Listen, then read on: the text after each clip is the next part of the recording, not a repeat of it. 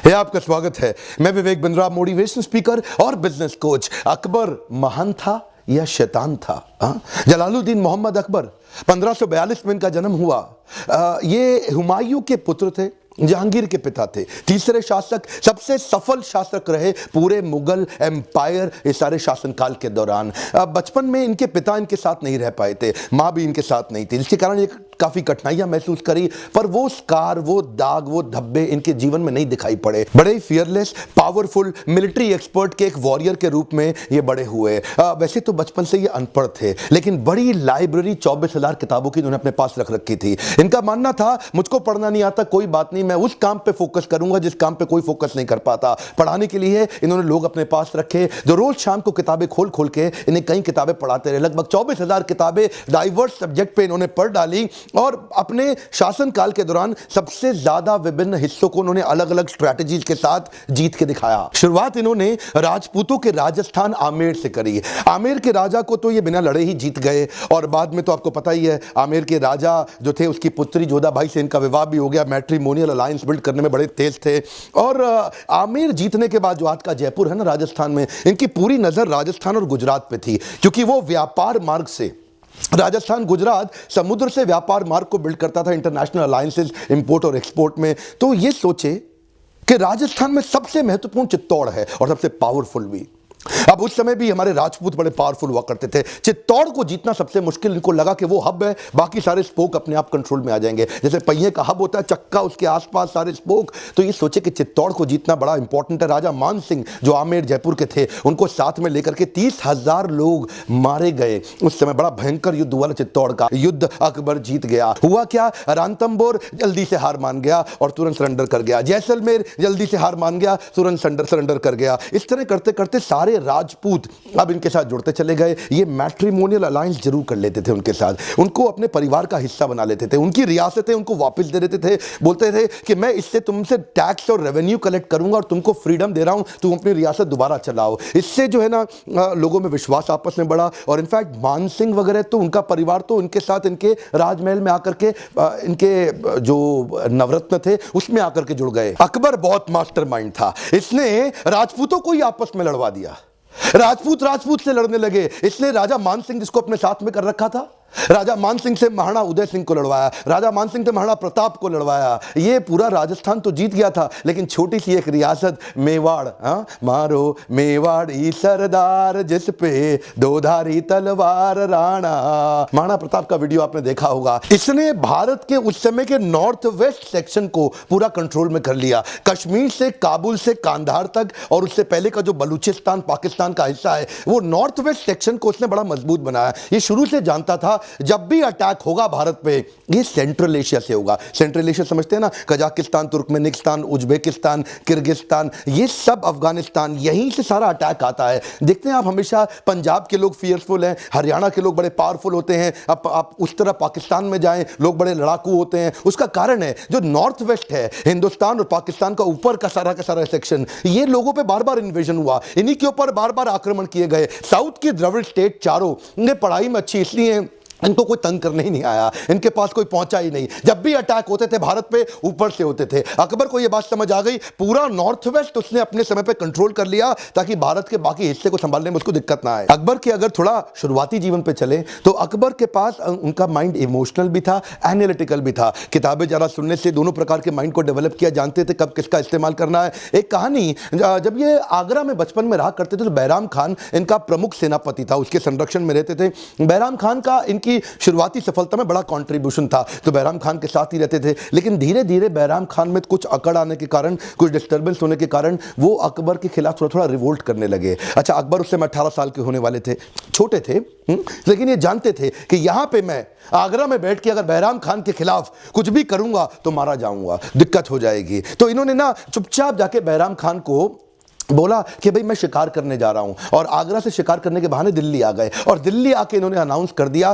फरमान जारी कर दिया कि मैं ही शासक हूं, बैराम खान का कोई रोल नहीं रहा। अब बेचारा बैराम खान जैसी तैयारी करा युद्ध करने की, अकबर ने उसको तुरंत दबा दिया और बैराम खान ने जल्दी हार भी मान ली। वो अकबर को मारना भी नहीं चाहता था। इससे इनकी डिसीजन मेकिंग की क्षमता 18 साल की उम्र में पता लग जाती है कि रिएक्ट नहीं किया उन्होंने। आगरा में आकर के, दिल्ली में आके ध्यानपूर्वक सोच समझ के रिस्पॉन्ड किया। आगे भी इनकी कई आदतें थी कि अपने शत्रुओं को माफ करके उनको अपना मित्र बना लेते थे। कमजोर शत्रुओं को अपने खिलाफ बनाए रखने से अच्छा है उनको एक पावरफुल मित्र क्यों ना बना दे। बाज बहादुर जो कि मालवा का शासक था, उससे लड़ने के लिए उन्होंने आदम खान को भेजा। आदम खान ने जाके बाज बहादुर को उखाड़ दिया और वहां जाके शासन करने लगा। लेकिन आदम खान का स्टाइल तो वही था ना, अफगानी तुर्की स्टाइल, जाके औरतों की इज्जत लूट लेना, उनको तंग करना। तो ये अकबर वापस आया। अकबर ने वापस आके आदम खान को हटाया और वहां से एक बड़ा लेसन लिया, क्यों ना कुछ ऐसा करूं जो मेरे लिए स्केलेबल हो, कुछ ऐसा करता हूं जिससे पूरे भारत में मेरे पे विश्वास बिल्ड हो। आदम खान को बोला तू वापस आ जा, तू चुप कर। बाज बहादुर को बोला इधर आओ, आप मेरी बात सुनो, आप हार गए कोई बात नहीं, मैं आपको आपकी रियासत वापस करता हूं, लेकिन आपको अपनी रियासत में फ्रीडम तो मिलेगी पर आपको टैक्स देना होगा मुझे। आप मेरे अंडर रहेंगे, मेरे कंट्रोल में रहेंगे और मैं आपको सिपाही अपने लिए तैयार करने के लिए हमेशा ट्रेन करता रहूंगा। जब भी युद्ध होगा आपको मेरे सपोर्ट में आना पड़ेगा। इसको बोलते हैं मनसबदारी। आगे इन्होंने मनसबदार भी बनाए। अकबर शुरू से बड़ा चतुर था, वो जानता था कि मैं अकेला कुछ नहीं कर पाऊंगा। स्केलेबल मॉडल को बिल्ड करने के लिए मुझे मिलिट्री एडमिनिस्ट्रेशन के लिए, सिविल एडमिनिस्ट्रेशन के लिए, एफिशिएंसी के लिए मनसबदार तैयार करने पड़ेंगे देश भर में, जो मेरे लिए मैन पावर, बढ़िया पावरफुल घोड़े जो कि तुर्की, इराकी, अफगानी घोड़े हों और बढ़िया शक्तिशाली हाथी वो प्रिपेयर करके रखेंगे। इनको मैं पे करूंगा। अच्छा ये बनेंगे कहां से? इसके लिए उसने बड़ा ऑडिट सिस्टम बनाया। ऐसा नहीं किसी को भी मनसबदार बना दे, तो उसका ऑडिट करता था। उससे पहले इनकम एक्सपेंडिचर जो उनका रेवेन्यू का जो हेड था, वो पहले एक रिकमेंडेशन लेके आएगा, फिर मिलिट्री हेड रिकमेंडेशन लेके आएगा, 2 बार चेक एंड बैलेंस हो गया, फिर फाइनली अकबर उसको अप्रूव कर देगा, हाँ जी ये मेरा मनसबदार है। तो ये मनसबदार उसको स्केलेबल मॉडल में दिल्ली में बैठे बैठे, आगरा में बैठे बैठे देश भर में टीम तैयार करने के लिए बड़ा हेल्प करता था। देखिए ये इसे बोलते हैं इंटेलिजेंस। आप अकेले नहीं बढ़ सकते। स्केलेबल मॉडल के लिए हाई परफॉर्मेंस टीम ऐसे ही तैयार होगी। ये हिंदुस्तानियों को दोस्त बनाता था। ये कहता था विदेशियों को पहले बाहर से लेकर के आऊं और यहीं पे अपने झगड़ों में लगा रहा हूं, फायदा नहीं है। ऐसा कुछ करो कि यहीं के लोग मेरे सारे दोस्त हो जाएं और विदेशी आक्रांता ना आए, मैं पूरे देश को कंट्रोल कर लूं। इस प्रोसेस को और शक्तिशाली बनाने के लिए इसने आमेर की जोधाबाई के बाद बीकानेर की राजकुमारी से विवाह किया। उसके बाद जैसलमेर की भी राजकुमारी से इसने विवाह किया। इससे मैट्रिमोनियल अलायंस और मजबूत हो गए। राजपूत इनके साथ और लॉयल हो गए और इन्होंने भी रिश्ता बनाने में कोई कमी नहीं छोड़ी। ऐसा नहीं कि पहले जैसे होता था कि हिंदू लड़कियों को कन्वर्ट करके मुसलमान बना दें। ये क्या करते थे, उनको अपना हिंदू मंदिर भी बना के देते थे अपने ही राजमहल के अंदर। उनको अपने धर्म कन्वर्जन पे फोर्स नहीं किया करते थे। तब भी आप जानते हैं ना उनके लिए मंदिर हुआ करते थे। आपने जोधाबाई मूवी देखी। ये इसके कारण, रिश्ते मजबूत होने के कारण इनको उनके लिए फैलना आसान हो गया था। अकबर की स्ट्रैटेजी से आपको बड़ा फायदा होगा। पहले तो ये सामने वाले को युद्ध में जीतता था, उसके बाद उसका दिल जीत लेता था। कहता था युद्ध में तुमको हरा दिया, अब तुम्हारा दिल जीत लेता हूं, तुम मेरे पार्टनर बन जाओ, मेरे साथ आ जाओ। तो ये उस समय गुजरात पहुंचा।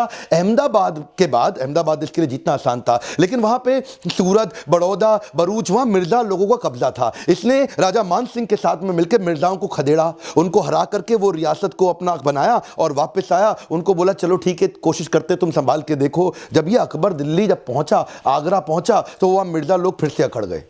बोले कोई अकबर नहीं है जी, ओए हम ही देखेंगे, यहाँ पे हम ही मालिक हैं। ये फिर रिवोल्ट मार गए। अच्छा ये जानते थे कि अकबर आगरा से आएगा, उसको 60 दिन लगेंगे, 2 महीने का समय लगेगा। तो ये इतने में ये लोग अपने आप को प्रिपेयर कर रहे थे। इनको मालूम नहीं अकबर अनएक्सपेक्टेड, स्विफ्ट, बहुत तेज अटैक करता था। 60 दिन के रास्ते को अकबर ने फिर से 11 दिन में ट्रैवल किया। 3000 की सेना लेके आया, वो 20,000 थे और 3000 ने अनएक्सपेक्टेड ऐसा अटैक किया, मिर्जा लोगों को खदेड़ के फिर खत्म कर दिया। अच्छा इनके जो बचे हुए शत्रु थे वो मिलके प्लान करके अटैक करते थे। वहां पे उज़्बेकी लोगों का कब्जा था जौनपुर से बिहार और उड़ीसा की तरफ, तो उन्होंने यहां से अटैक किया और मिर्जा लोग जो लाहौर में थे, वेस्टर्न, देखिए वेस्टर्न और ईस्टर्न दोनों अटैक साथ साथ होने शुरू हुए और सबने सोचा कि अब अकबर बेचारा फंस जाएगा। लेकिन अकबर की स्पीड के बारे में नहीं जाना। अकबर फास्ट मूवर था। अकबर जौनपुर आया, यहां अटैक किया, इनको पीटा, अचानक भाग के लाहौर पहुंचा, लाहौर जाके उसको पीटा, फिर भाग के यहां आ गया। वो इतना तेज ट्रैवल लोग सोच नहीं सकते थे। अकबर ने टीम ही ऐसी तैयार करी। इसलिए मैंने बताया ना शुरू में मनसबदार, वो मनसबदार में ये कहते थे घोड़ा ऑर्डिनरी नहीं चाहिए, मुझे ये अफगानी, इराकी, तुर्की शक्तिशाली घोड़े चाहिए और हर आदमी पे 2 घोड़े चाहिए, एक खाली भागेगा और एक पे बैठ के भागेंगे, ताकि जो थक जाए उसके ऊपर बैठ जाए। इससे इसकी स्पीड बनती थी। इसकी स्पीड को लोग टॉलरेट नहीं कर पाए और ये पूरे भारत को कब्जा कर गया। अच्छा इसमें एक बात बड़े ध्यान देने की है, ये बनाता था हेट्रोजीनियस बटालियन ऑफ सोल्जर। ये हेट्रोजीनियस बटालियन ऑफ सोल्जर का मतलब क्या है, ये मिक्स्ड लोग लेके आता था। एक साथ एक लोगों की सेना नहीं रखेगा खाली। ईरानी, तुरानी, अफगानी, हिंदुस्तानी और उसके अंदर राजपूत, ये सब लोगों को मिक्स कर देता था। मिक्स इसलिए करता था किसी भी प्रकार से किसी एथनिसिटी पे, किसी धर्म पे या किसी भी प्रकार से कोई यूनियन ना बन पाए। ये लोगों को मिक्स इसलिए करता था कि ज्यादा एक्सक्लूसिविटी आ जाए तो रिवोल्ट होने के चांसेस बढ़ जाते हैं। ये ह्यूमन बिहेवियर को समझता था। मैं मारुति में ट्रेनिंग करते रहा हूं, आप मारुति हरियाणा का केस सारा का सारा लोग माने सर का जानते ही हैं। वहां क्या हुआ था, मारुति में भी यही दिक्कत थी। पहले केवल हरियाणा के लोग थे। जब एक प्रकार के लोग इकट्ठे होते हैं तो वो यूनियन को बहुत ज्यादा मजबूत कर देते हैं। तभी से मारुति ने क्या किया, केवल हरियाणा के लोग मत रखो, यूपी भी जाओ, वहां से लोग हायर करके लाओ मजदूर वर्कर, बिहार से लेके आओ नीचे उड़ीसा तक जाओ, एमपी, सीजी, छत्तीसगढ़, राजस्थान, ऊपर हिमाचल, उत्तराखंड, उत्तरांचल, सबके लोग लेकर के आए। वो मिक्स कल्चर हुआ। तो उसके बाद अब क्या हुआ, अब मारुति में आज दंगे नहीं होते हैं। मैंने बहुत ट्रेनिंग करी है मारुति में, आप जानते ही हैं। इसको बोलते हैं हेट्रोजीनियस बटालियन। मिक्स लोग रखो, आप डी रिस्क कर लोगे अपने आप को। अकबर की एक समझदारी का किस्सा सुनिए। उज्बेकिस्तान से जो वहां के सुन्नी मुसलमान थे, अब्दुल्ला सुन्नी, वो अकबर के पास आया।